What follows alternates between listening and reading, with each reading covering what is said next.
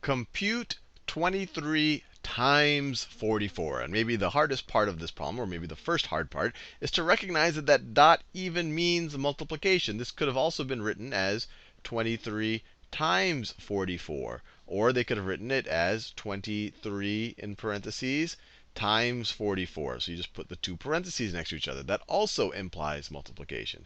So now that we know we're multiplying, let's actually do the problem. So we're going to multiply 23. I'll write it bigger. We're going to multiply 23 by 44.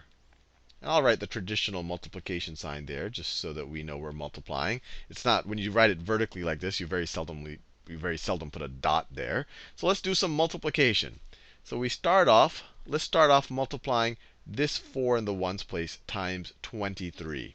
So you have 3 times 4 is 12. We can write 2 in the ones place, but then we want to carry the 1, or we want to regroup that 1 in the tens place. So it's 12, so you put the 1 over here. And now you have 4 times 2 is 8, plus 1 is 9. So you can think about it as 4, this 4 right here, times 23 is 92. That's what we just solved for. Now, we want to figure out what this 4 times 23 is.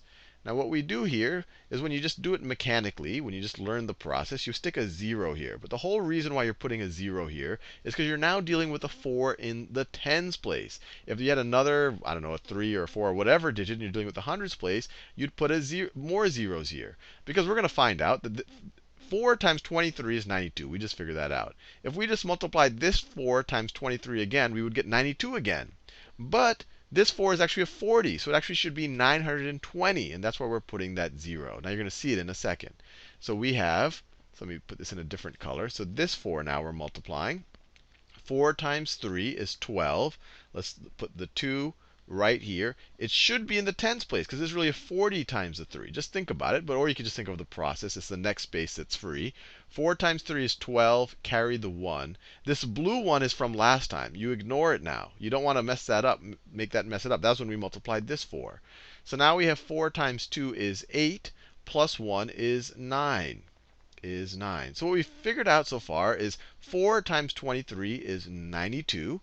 And this green 4 times 23 is 920. And that's because this green 4 actually represents 40. It's in the tens place. So when you multiply 44 times 23, it's going to be 4 times 23, which is 92, plus 40 times 23, which is 920. I just want to make sure we understand what we're doing here. And so we can take their sum now. Let's add them up. 2 plus 0 is 2. 9 plus 2 is 11. Carry the 1.